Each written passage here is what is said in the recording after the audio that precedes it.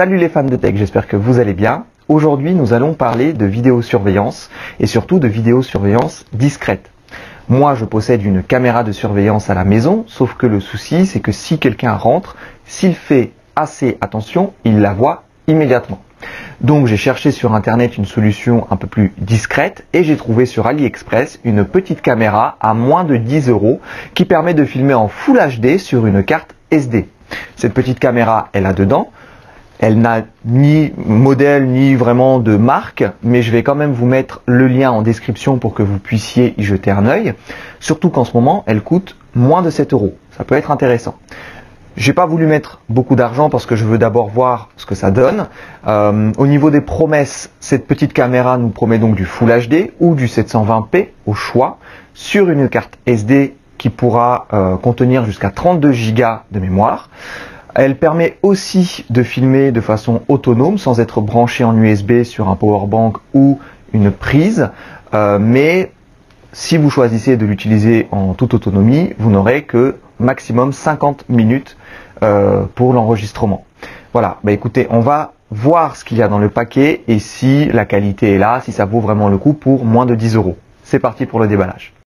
Avant d'aller plus loin, un petit arrêt sur image pour vous préciser que pendant l'enregistrement, mon micro est complètement tombé en panne et du coup, je vais vous réexpliquer en voix off ce qu'il y avait à l'intérieur du paquet. Voici donc le paquet qui est un petit peu abîmé à cause du transport, forcément.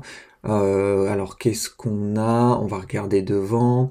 Donc là, on a Sport HD DV, donc une caméra qui est vendue plutôt comme une caméra sportive, alors que sur le site d'AliExpress, elle est vendue comme étant une caméra plutôt de surveillance. Sur le côté, on voit que on peut faire des enregistrements vidéo, l'utiliser comme caméra pour PC, prendre des photos, enregistrements et les mouvements. Donc ça veut dire que avec le mouvement, si quelqu'un passe devant, eh bien ça va déclencher l'enregistrement. Qu'est-ce qu'on a d'autre sur l'autre côté? Voilà, bon, on voit que c'est du Full HD, que il y a la haute qualité, juste en dessous, qu'on peut enregistrer avec une très faible luminosité, ça c'est bien.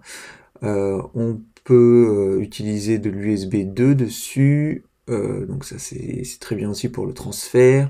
Ça supporte jusqu'à 32 Go de mémoire sur une carte. On peut le brancher directement sur la télévision pour visionner les images. Et il y a une batterie intégrée qui vous permet d'enregistrer jusqu'à 60 minutes avec la caméra et après eh bien, il faudra la recharger pour pouvoir l'exploiter. Derrière, qu'est-ce qu'on a? On a le format vidéo de l'AVI, d'accord, 30 images par seconde, 16 neuvième, 60 minutes d'autonomie, voilà. Bon, on a à peu près tout. Oui, je pense qu'on a fait le tour. Voilà. Ok, on va ouvrir. Donc à l'intérieur, qu'est-ce qu'on avait? On avait la caméra. Ouais, c'était assez vide. Donc caméra, le manuel. Le manuel qui donc est un manuel en chinois et en anglais. Donc si vous vous débrouillez avec l'anglais, vous allez pouvoir vous en sortir. On a au moins de l'anglais sur le manuel. Ensuite, il y a la petite caméra qui est assez petite, hein, qui tient facilement dans la paume de la main, qui prend pas beaucoup de place, qui est forcément carré. Voilà, je la mets dans la paume de la main pour que vous voyez un petit peu ce que ça donne. On voit donc sur le devant les petites LED pour l'infrarouge, pour pouvoir filmer dans le noir et de nuit. Là, on a donc la sortie vidéo, le port pour la carte SD, donc la carte mémoire.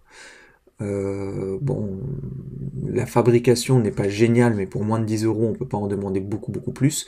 Donc là, je parlais justement de cette qualité de fabrication.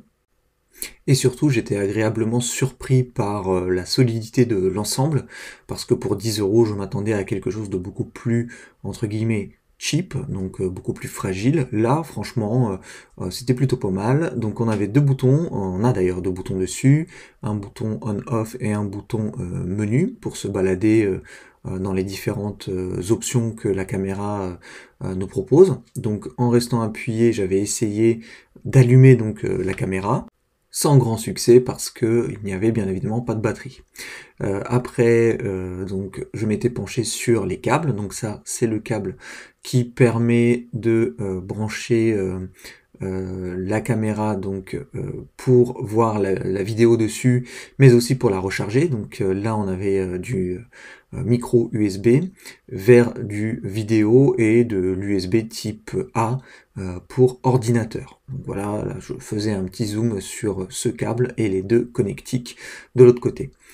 On a également un support qui permet justement d'orienter la caméra comme on le souhaite en la plaçant dessus.